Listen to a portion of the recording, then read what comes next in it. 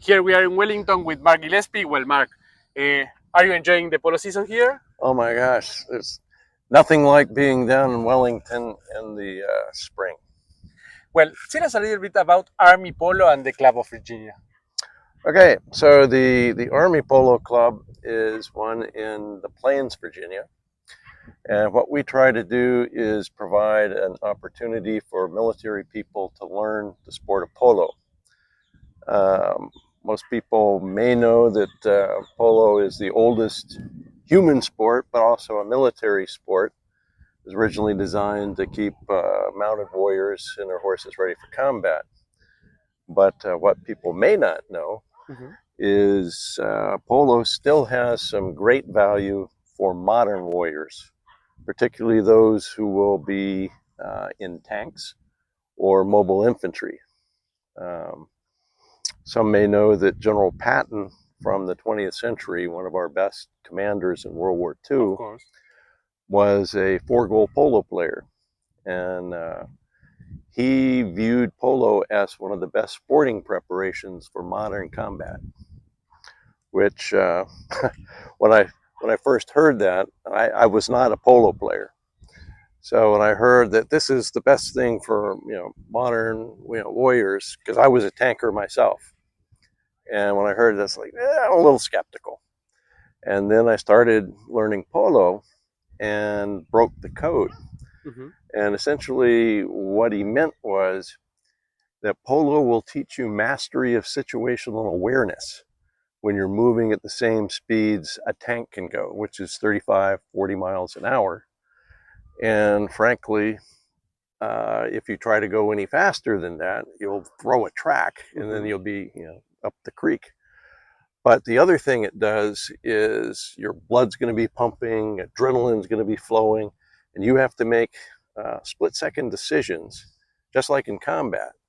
And if you make a mistake in polo going at those speeds, you can fall off and get seriously injured or even killed. And the same thing would happen to you in combat. So those factors make polo very valuable. But it also has some other interesting things that it will show you. And that is, what is the true essence of a person who's going to be like a military leader.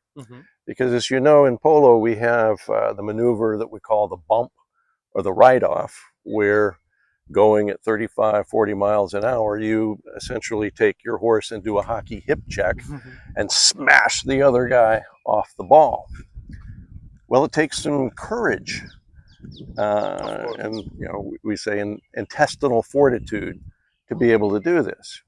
So if you can imagine, you're out there and say you're a senior officer and you've got some of your junior officers playing and you're watching them and you see, let's take a Captain Jones, and you watch him go along and he's coming in for a bump at a ridiculously reckless angle. And holy Moses, that guy's reckless, and may tell you something about that guy.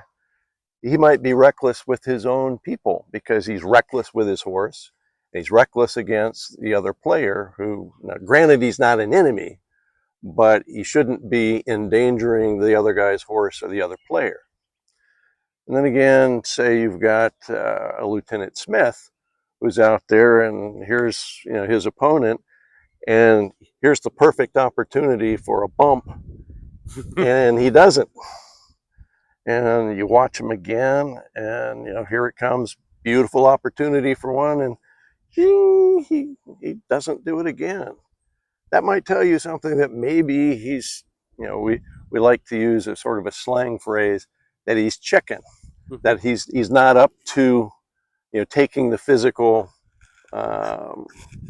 amounts necessary to make that impact and put himself in peril. But what you're really looking for is, let's say you got Captain Fredericks or something, and he's out there, and you watch this guy come in and do a very effective but a safe bump and moves on to the next play.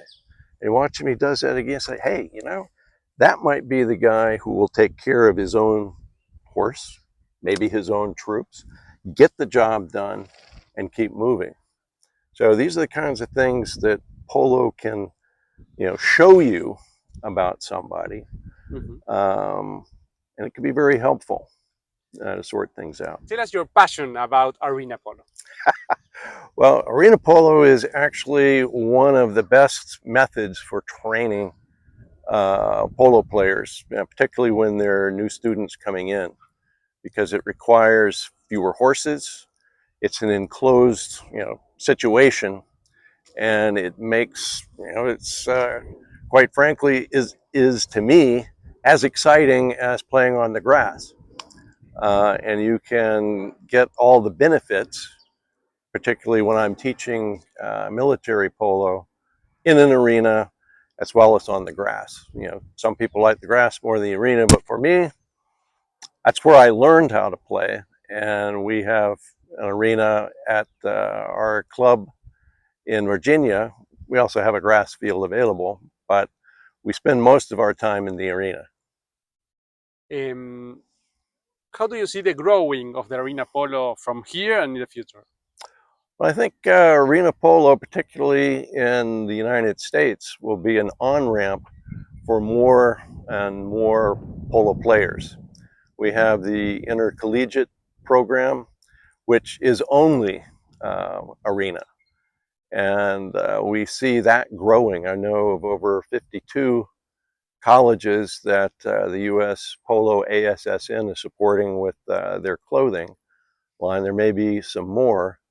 I've actually been a coach of an intercollegiate team up in the Washington, D.C. area at Georgetown a while back. But hopefully we'll get polo back at the United States Military Academy at West Point, which is our prime place for military officers to come through. And I'm a graduate, so I have a vested interest in seeing that is revived, because we stopped having horses there for polo in 1947. And between 1922 and 1947, when we got rid of them, we had 5 national championships. So we would like to see that revived.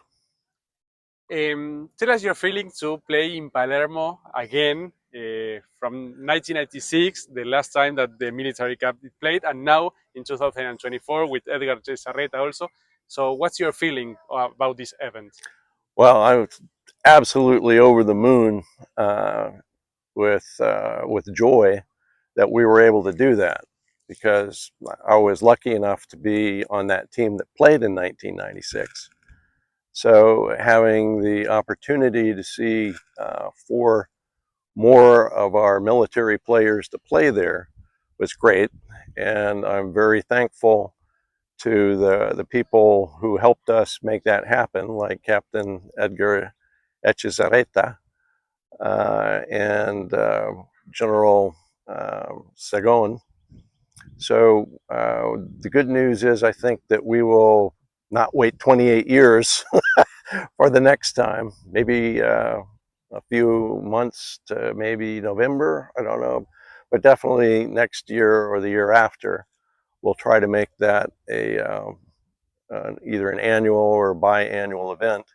And we'll also try to get some Argentine military teams here to the United States to play. As a part of the military, it's really good to join the different military polo teams around the world to keep this camaraderie between the countries, isn't it? Absolutely, because we call this military to military relations. And polo can be one of the absolute best sports to, build these bonds between polo players that are military from different countries. We've been able to get that going with the British military, the Indian military. We've taken teams to Nigeria, Chile, obviously Argentina, but we would like to see that continue. The other good thing is it allows our diplomatic corps and our defense attaches the opportunity to mix with the diplomats and high-ranking military in the country that they're stationed at. So that's another benefit that these military-to-military exchanges have. Okay, the last one.